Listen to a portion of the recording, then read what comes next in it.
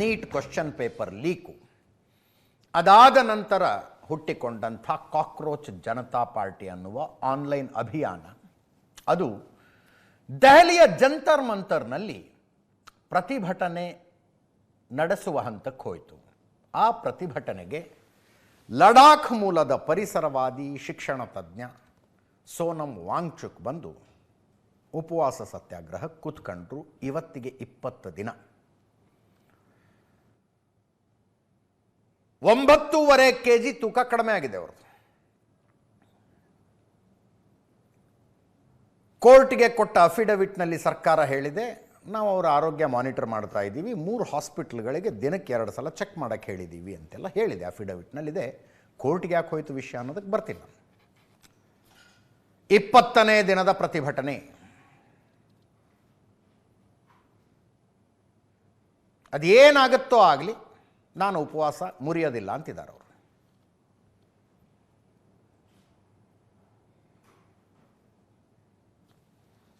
ನಿಮ್ಮ ಪಾಡಿಗೆ ನೀವು ಉಪವಾಸ ಮಾಡ್ಕೊಂಡಿರಿ, ನಮ್ಮ ಪಾಡಿಗೆ ನಾವು ಆಡಳಿತ ನಡೆಸ್ಕೊಂಡಿರ್ತೀವಿ ಅಂತಂದ್ರೆ ಎಷ್ಟು ದಿವಸ ಹೋಗೋದಿದೆ ಹಿಂಗೆ?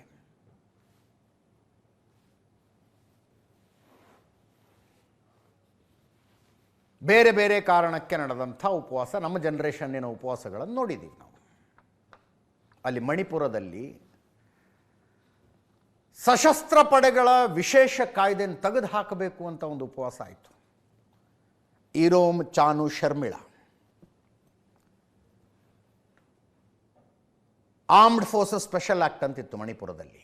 ಅದು ಸೈನ್ಯಕ್ಕೆ ವಿಶೇಷ ಅಧಿಕಾರ ಕೊಡ್ತಿತ್ತು. ಆ ಅಧಿಕಾರ ಬಳಸಿ ಲೋಕಲ್ ಜನರ ಮೇಲೆ ಸೈನ್ಯ ದೌರ್ಜನ್ಯ ಮಾಡ್ತಾ ಇದೆ, ಆ ಕಾಯ್ದೆ ವಾಪಸ್ ತೆಗಿಬೇಕು ಅಂತ ಉಪವಾಸ ಸತ್ಯಾಗ್ರಹ ಆರಂಭಿಸಿದ್ರು ಈ ಶರ್ಮಿಳಾ. 2000ನೇ ಇಸ್ವಿಯಲ್ಲಿ ಶುರುವಾಗಿದ್ದ ಉಪವಾಸ ಇದು. 2000ನೇ ಇಸ್ವಿ ನವೆಂಬರ್ 5ನೇ ತಾರೀಕು. 2016 ಆಗಸ್ಟ್ 9ನೇ ತಾರೀಕು ಇವರು ಉಪವಾಸ ಮುಗಿಸಿದ್ದು ಜೇನುತುಪ್ಪ ತುಟಿಗೆ ತಾವೇ ತಿನ್ನುವ ಮೂಲಕ. ಟೋಟಲ್ 5574 ದಿನಗಳ ಉಪವಾಸ ಸತ್ಯಾಗ್ರಹ. ಯಾವ ಸರ್ಕಾರನೂ ಬರಲಿಲ್ಲ, ಸರ್ಕಾರದ ಪ್ರತಿನಿಧಿಗಳು ಬರಲಿಲ್ಲ. ಒಂದು ಹಂತದಲ್ಲಿ ಇದು ನೀವು ಆತ್ಮಹತ್ಯೆ ಮಾಡ್ಕೋತಾ ಇದ್ದೀರಿ, ಇಟ್ ಈಸ್ ಅ ಕ್ರೈಮ್ ಅಂತ ಹೇಳಿ ಹೊತ್ಕೊಂಡೋಗಿ ಹಾಸ್ಪಿಟ್ಲಲ್ಲಿ ಮಲಗಿಸಿ ಮೂಗಿನ ನಳಿಕೆಯ ಮೂಲಕ ಆಹಾರ ಕೊಡೋದಕ್ಕೆ ಶುರು ಮಾಡಿದ್ರು. ಟು ಕೀಪ್ ಹರ್ ಅಲೈವ್, ಬದುಕಿರಲಿ ಅಂತ. ಅಂತಿಮವಾಗಿ ಶರ್ಮಿಳಾ ಅವರು ಇದು ಎಲ್ಲಿಗೂ ಹೋಗ್ತಾ ಇಲ್ಲ, ನಾನು ಪ್ರಜಾಪ್ರಭುತ್ವದ ದಾರಿಗೆ ಬರ್ತೀನಿ ಅಂಥೇಳಿ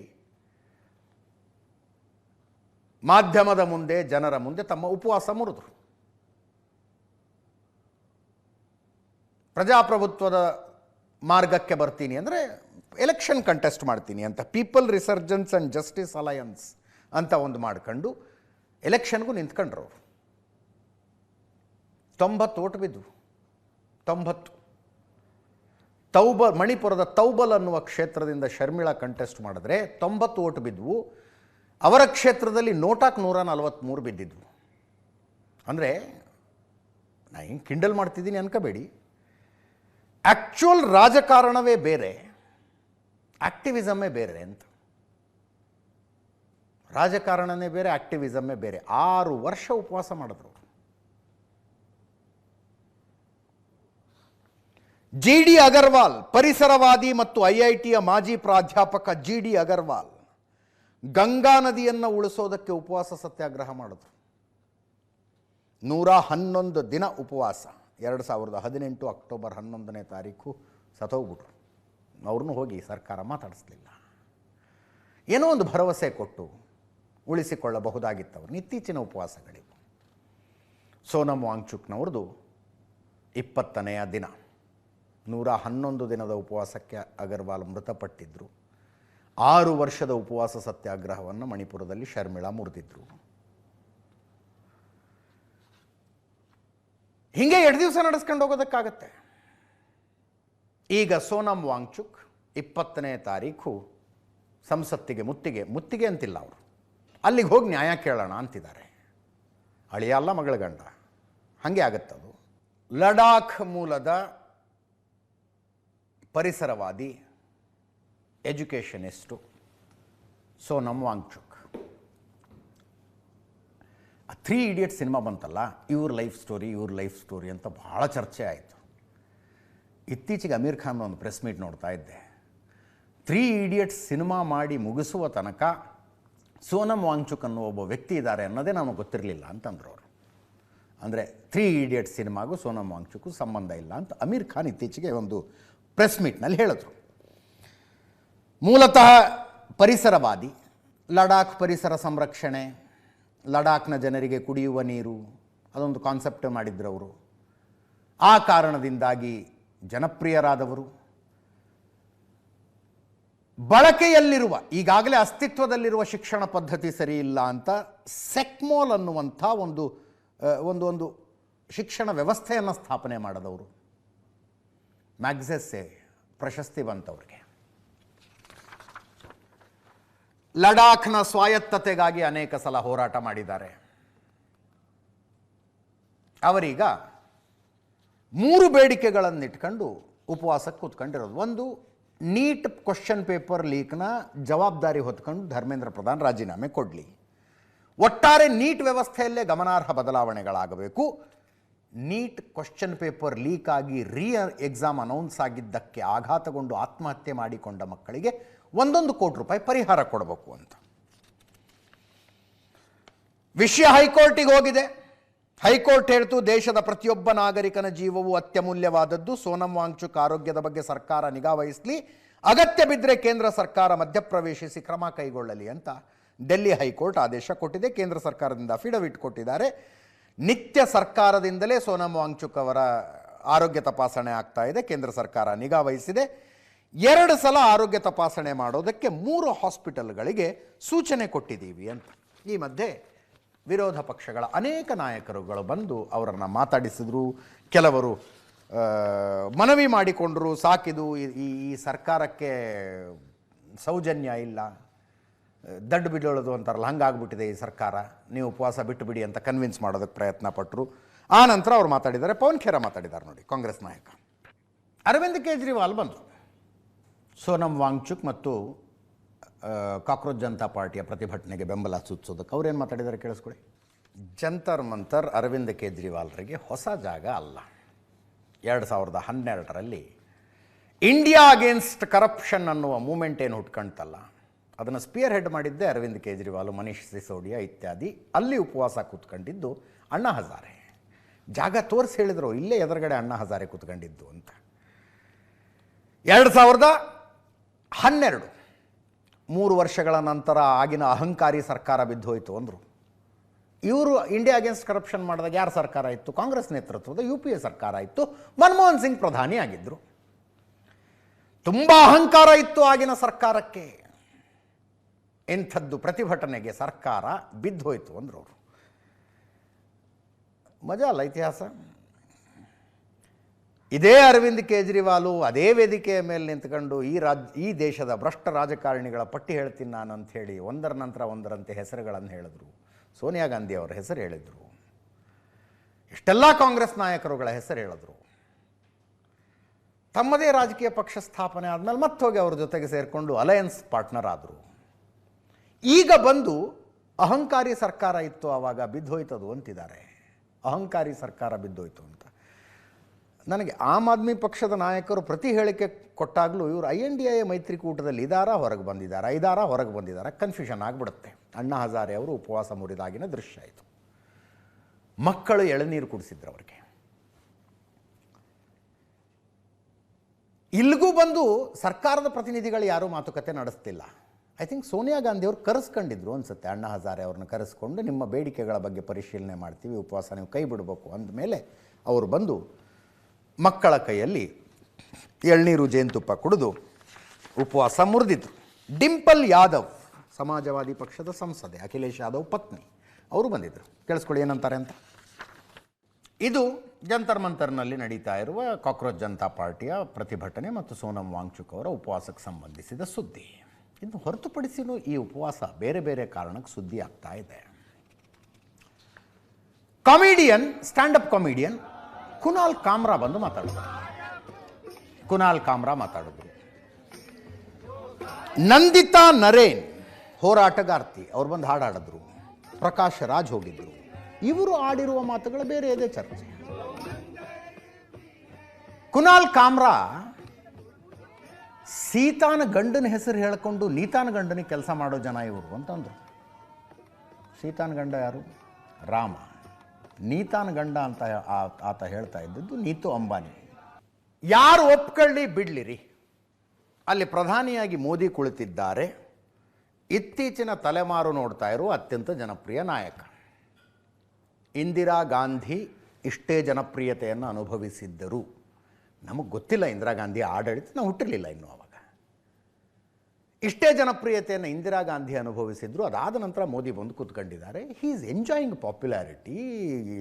ನೀವು ಅಂತಾರಾಷ್ಟ್ರೀಯ ಮಟ್ಟದಲ್ಲೂ ಅಪ್ರೂವಲ್ ರೇಟಿಂಗ್ ಅಂತ ತಗೊಂಡ್ರೆ ಹಿ ಈಸ್ ಡೂಯಿಂಗ್ ಗುಡ್. ಇವತ್ತಿನ ಕಾಲದಲ್ಲಿನ ಈ ಸೋಷಿಯಲ್ ಮೀಡಿಯಾ ಎಲ್ಲವೂ ಮೋದಿ ಜೈ ಜೈ ಅಂತವೆ.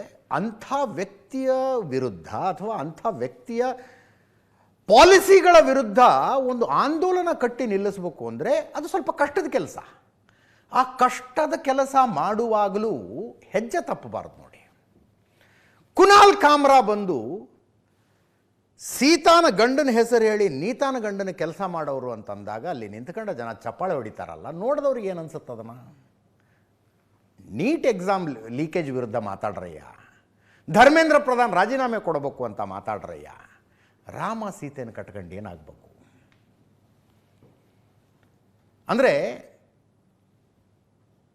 ಇದೇ ಕಾಕ್ರೋಚ್ ಜನತಾ ಪಾರ್ಟಿಯ ಸೆಕೆಂಡ್ ಇನ್ ಕಮಾಂಡ್ ಅನ್ಸುತ್ತೆ, ಆ ಮೀಸೆ ಇಲ್ಲದೆ ಇರೋ ಹುಡುಗ ಪಕ್ಕದಲ್ಲಿದ್ದಾರೆ ನೋಡಿ, ಆತ ಮಾತಾಡ್ತಾ ಇರೋದು ಒಂದು ವಿಡಿಯೋ ನೋಡಿದೆ ನಾನು. ಯಾಕೆ ಸರ್ಕಾರ ನಮ್ಮ ಪ್ರತಿಭಟನೆಯನ್ನು ಗಂಭೀರವಾಗಿ ತೆಗೆದುಕೊಳ್ತಾ ಇಲ್ಲ ಅಂದರೆ ಇಲ್ಲಿ ಜಾಸ್ತಿ ಜನ ಬಂದು ಸೇರ್ತಾ ಇಲ್ಲ.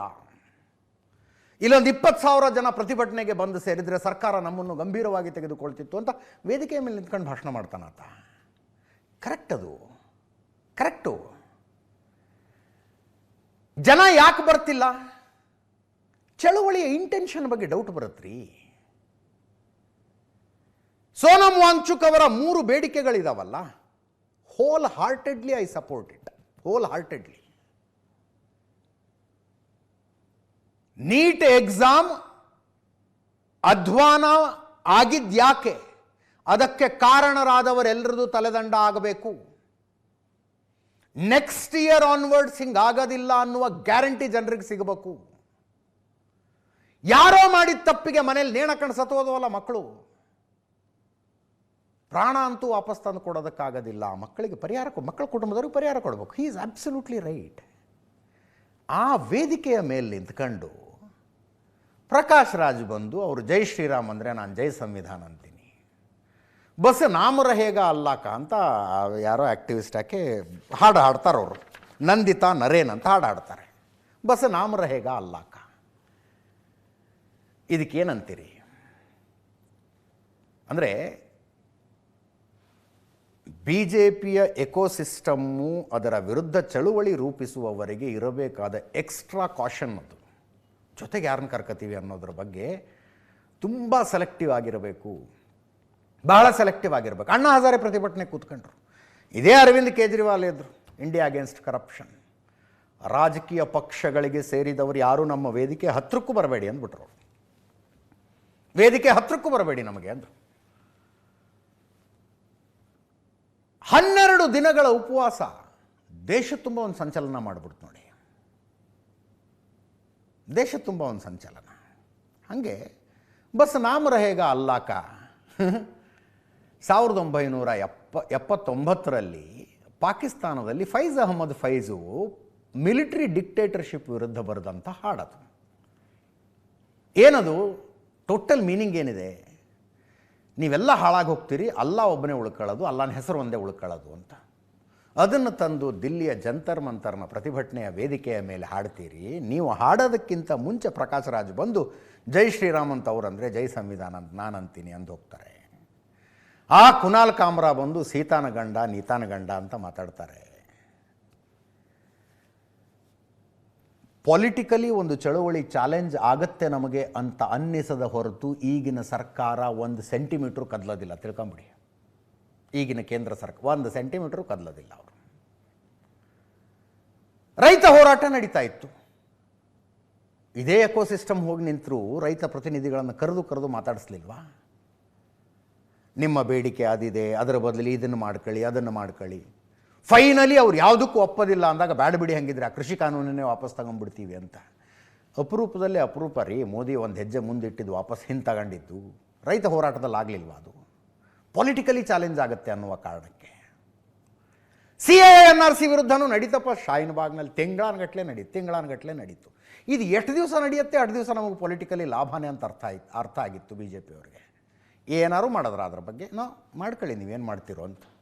ಆ ಪ್ರತಿಭಟನೆ ಹಿಂಸಾಚಾರಕ್ಕೆ ತಿರುಗಿ 55 ಜನ ಸತ್ತು, ಅದಕ್ಕೆ ಕಾರಣರಾದವ್ರನ್ನ ಒಳಗಾಕಿ ಅವರ ಪೈಕಿ ಇನ್ನೂ ಅನೇಕರ ಜೈಲಿನಲ್ಲೇ ಕೂತ್ಕೊಂಡು ಎಲ್ಲ ಆಗಿದೆ. ಒಂದು ಚಳವಳಿ ಕಟ್ಟುವಾಗ ಸಣ್ಣ ಇತಿಹಾಸದ ಅಧ್ಯಯನ ಬೇಕಾಗುತ್ತೋ ಏನೋ.